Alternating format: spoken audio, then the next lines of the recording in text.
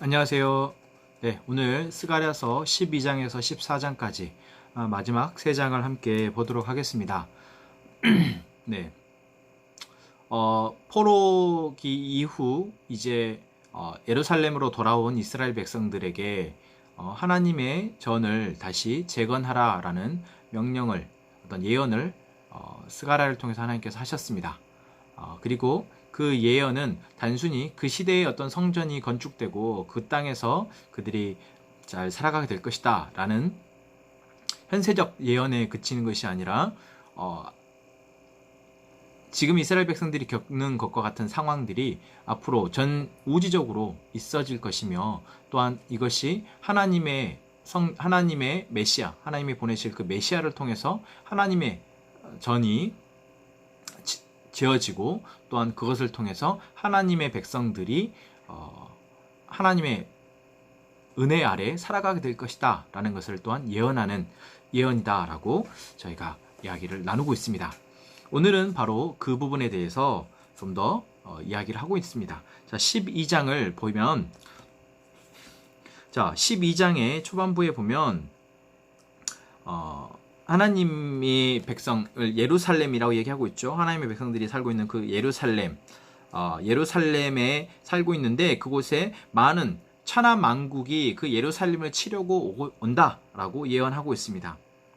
자, 그런데 여기에서의 예루살렘은 단순히 이스라엘 땅에 있는 어떤 지역적 예루살렘을 의미하는 것이거나, 또는 지금 포로가 돼서 다시 돌아온 이스라엘 백성들이 살고 있는 그 땅, 그 예루살렘을 의미하는 것이 아니고, 이제 하나님의 백성들이 하나님의 보호 아래, 은혜 아래 살아가게 될 그 땅, 그 영역을 예루살렘이라고 표현하고 있습니다.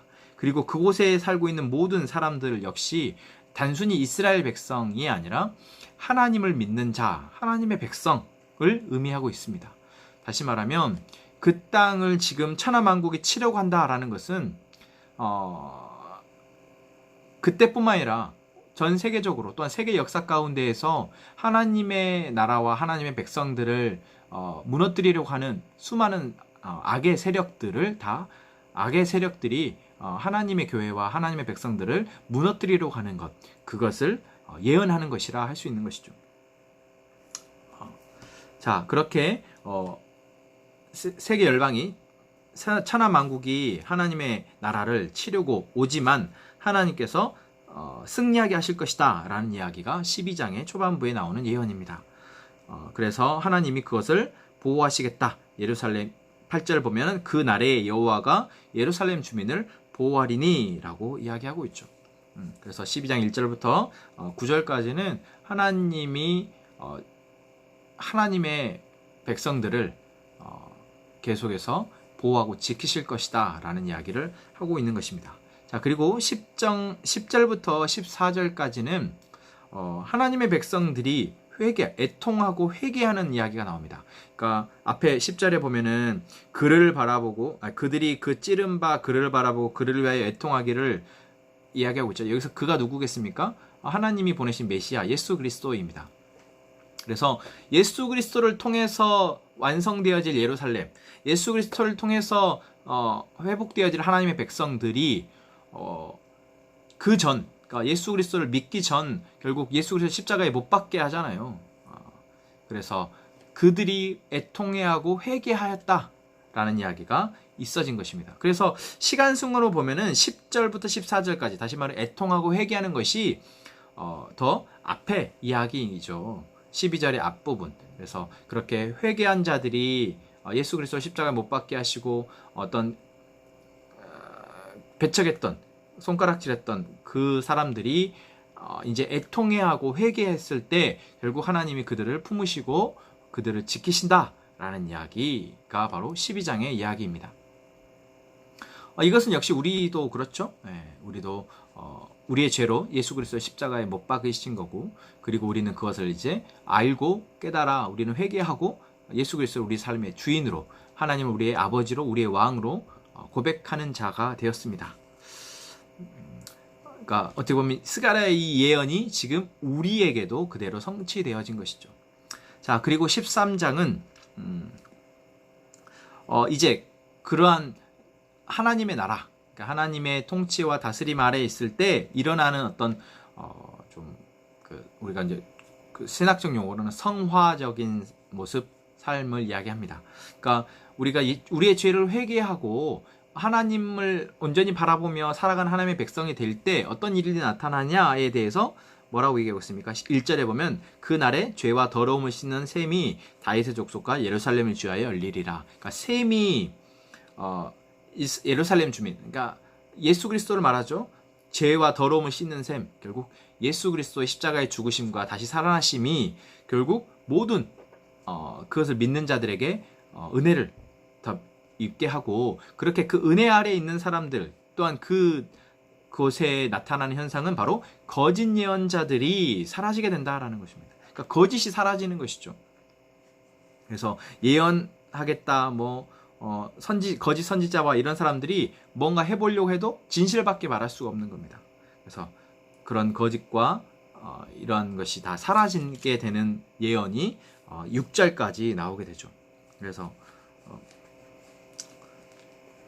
예언하려 하려고 하는데 그것을 부끄러워하게 되고, 또한 예언하려고 하는데 나는 선지자가 아니라고 자기를 고백하게 되고, 또한 이렇게 거짓 선지자들의 특징이 막 자기에게 상처를 내서 자기의 어떤 믿음과 이것을 보이려고 하거든요. 그런데 그런 상처를 두고 이것은 내 믿음의 증거가 아니라 내가 어렸을 때 다친 상처입니다 라고 진실을 고백하게 되는, 그러니까 거짓이 없어지는 세상을 바로 6절까지 이야기하고 있고, 또한 7절부터는 그러한 세상 가운데에서도 목자가 공격을 당합니다.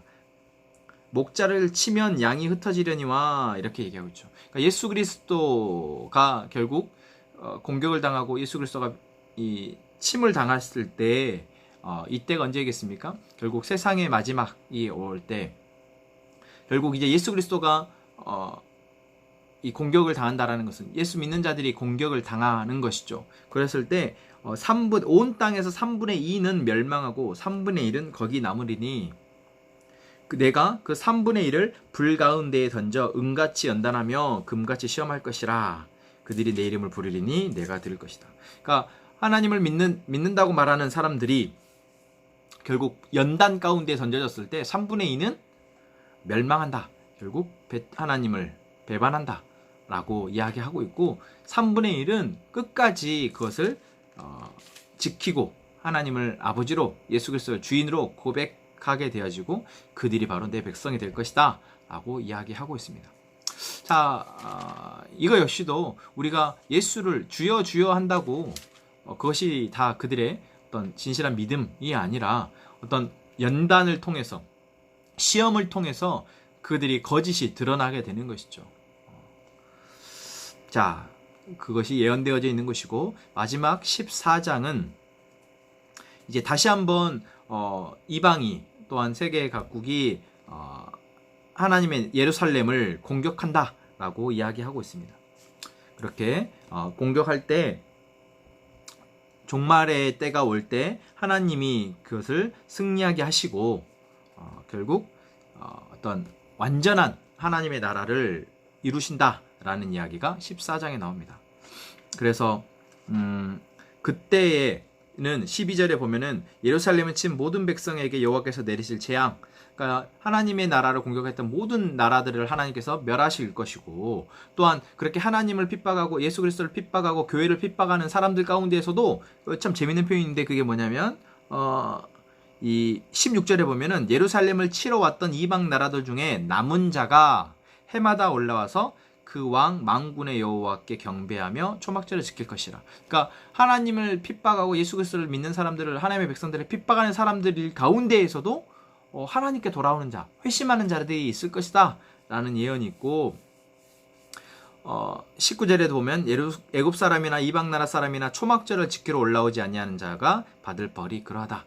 이것은 결국 어떤 종교적 형식이 아니라, 어떤 신분이 아니라 하나님을 예배하고 하나님을 사랑하는 자들이 하나님의 은혜 아래 거하게 될 것이고, 그때 20절과 21절은 그 나라, 그 때가 이루어지면, 정말 영화로운 영광스러운 그 때가 이루어지면은 말 방울도 성결하다라고 얘기할 정도. 그러니까 우리가 거룩해지기가 참 힘들지 않습니까?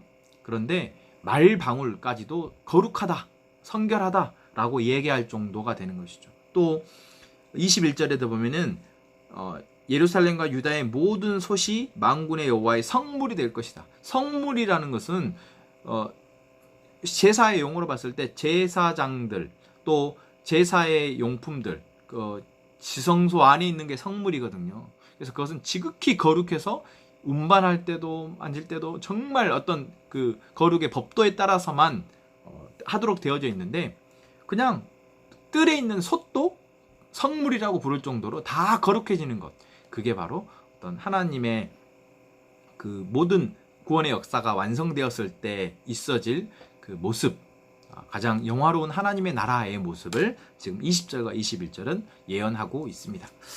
네. 정말 그때가 빨리 우리 안에 도래하고 그 나라에 살았으면 참 좋겠다라는 생각을 하게 됩니다. 자, 이렇게 스가랴서를 모두 저희가 살펴봤습니다. 스가랴, 결국 하나님이 하나님의 백성들을 살리시고 사랑하시기 위해서 하시는 예언의 말씀이었습니다. 그리고 그 사랑의 방법은 무엇입니까? 하나님의 전을 수축하고 하나님의 전을 건축하고 그 하나님의 전 안에서 하나님을 사랑하는 자로서 살아가는 것, 그것이 바로 그 방법입니다.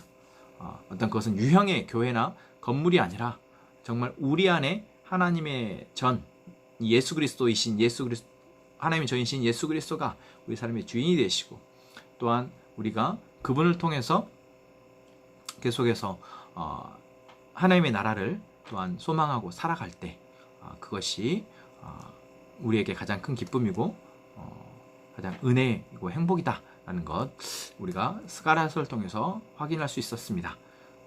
이것이 우리에게 예언되어지고 하나님이 약속하신 것이다 라는 것이죠. 우리가 그래서 우리는 그것을 그 방향을, 그 길을 선택하여 그걸 누리는 존재가 되었으면 좋겠습니다. 네, 감사합니다.